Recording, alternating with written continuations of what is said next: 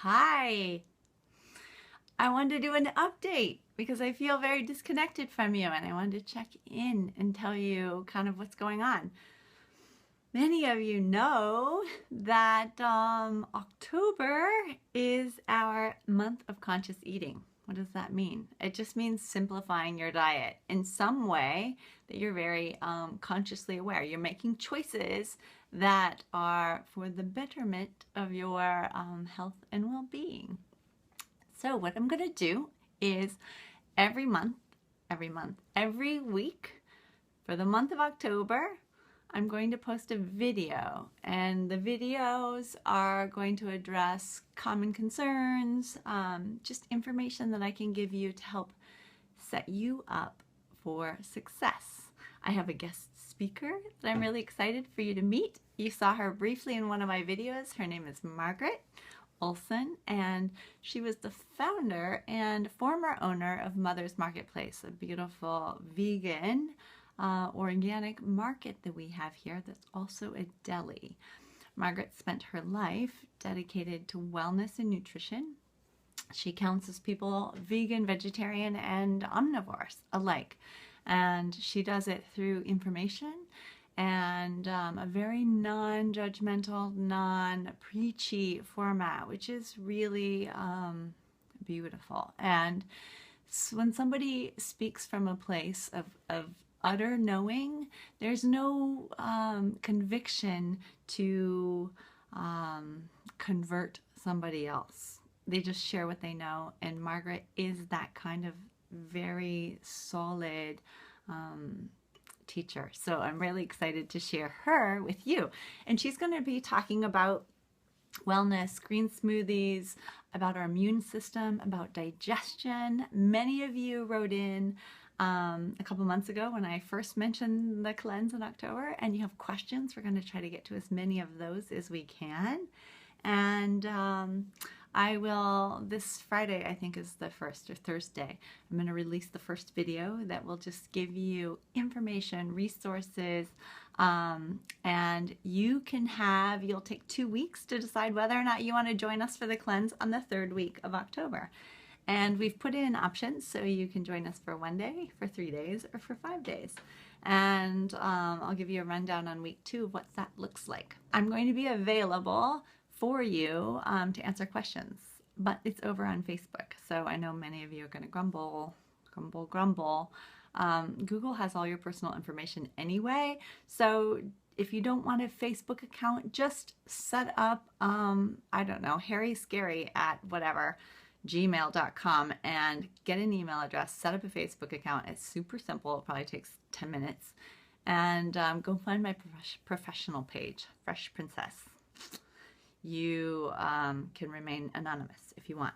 But what's happening over on Facebook is every day I'm going to post recipes, I'm going to post ingredient information, health information, nutritional information, websites that I think are invaluable resources, books, articles, studies, all of those things, and they'll be over there. And I've already kind of started posting them now. So you can look forward to that, and it'll also be available to answer questions. YouTube doesn't provide a real easy format for a dialogue back and forth. So hopefully there's a whole community that's forming around this, people that are going to join us, join me this month. So hopefully you guys can dialogue and help one another as well. It's my hope. Anyway, for me, the cleanse is not a crazy thing. It's something that I do on a yearly basis, and it's a way I just check in with myself. And there's a whole host of reasons why you would cleanse. One is to give your digestion a break. One is to break habits. For me, the big one is to integrate more consciousness in my food and dietary choices, and it's kind of like a reset. I've noticed that as I get older, my body doesn't tolerate alcohol, it doesn't tolerate sugar. I've never really eaten processed food, so that's not been an issue for me because I don't have to deal with that. But so for me, it's just a way to kind of reset. I'm going to eat very well. I'm going to rest. I'm going to drink plenty of water. and I'm just going to allow my body to recharge. And so that's my motivator. Some of you want to lose weight. Some people want to quit smoking. So there's all sorts of different motivations that can make you experiment with your own diet and find what works for you. Now, Margaret is a pro and very knowledgeable in plant-based diets. So we're going to follow a plant-based protocol. No dairy, no meat, no grains for the 1 to 3 days of cleansing. Then the 2 days that you come down before you integrate back into a normal eating pattern, whole grains are introduced then, as are nuts. So it's basically fruit and veg for 1 to 3 days. You won't starve, I promise. If you need more food, you eat more food. You just eat really clean foods. So that's that. And what else do I want to talk about? I actually made a list here. It feels very official when I have a list. So cleanse. Okay, we already discussed that. Yesterday, Mo was here. Many of you know Mo from last year's canning escapades and some fermenting. She is my fermenting guru. The girl is fearless and she'll do anything, and I learned so much from her. And I love her dearly, so having her in my kitchen is always a joy.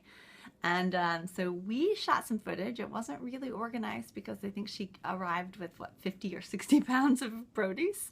And we had to get it all put up, and I had I had dinner plans, so I only had a part of a day. But we got that done. We made this incredible sweet hot pepper sauce that I've had at her house, and so she showed me the method. It's really interesting. It's not a traditional ferment using brine. This is... we've got a little fire going, so I don't know if you can hear the helicopters, but there's a fire across the river that they're fighting. Instead of using a 2% brine, like you do in most vegetable ferments, you use just plain salt and a masher or a squeezers in your hands. And it's the same method that people make sauerkraut with, but we are making a sweet hot pepper sauce. So that is exciting. I'm going to edit that today and show you that video. And what else? The second week in October, I'm going to be gone. And so I'm going to be up in the San Juan Islands in Washington State, taking an art class, a painting class. From a fantastic artist, and I'll go ahead and put his link below this video for those of you who are art lovers. I'm very excited. He's from Pennsylvania, and it's the first time he's been out to the West Coast. So I signed up for this class with the intention of painting and drawing this summer, of which I did a 0.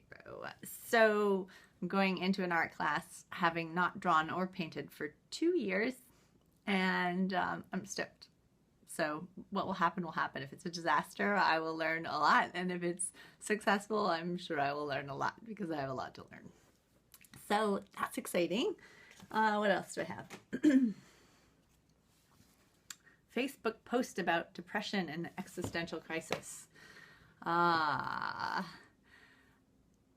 read an interesting article that 100 million Americans were on antidepressants. That number was staggering to me. So I studied psychology in college, but more distinctly, I studied neuropsychology, brain and behavior. Neuropsychology is a subset of psychology where you actually look at the neurochemical reactions in the brain, the biophysiological reactions and changes that come about from behavior.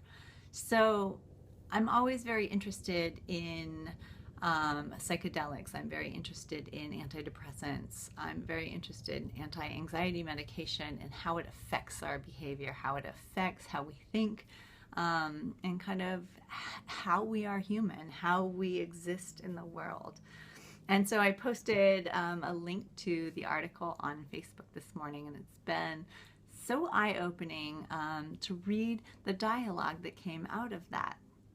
people sharing their stories, people saying, and antidepressants saved my life.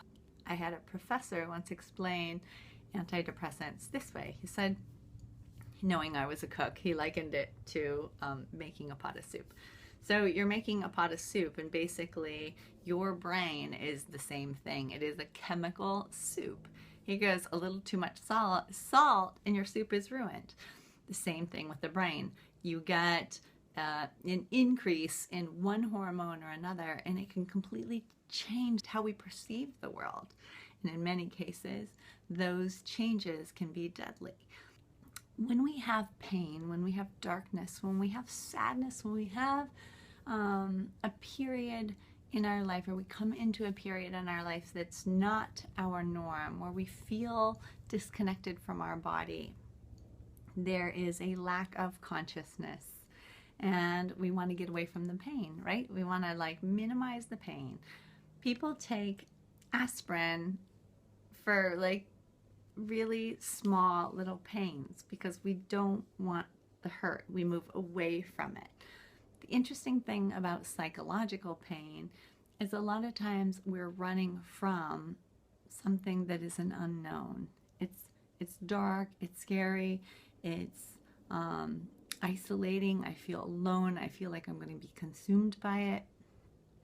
When in essence, if we stop and we turn into the darkness and you be there, you stay there, you don't run from it, you don't hide from it, you don't vilify it, you just experience it.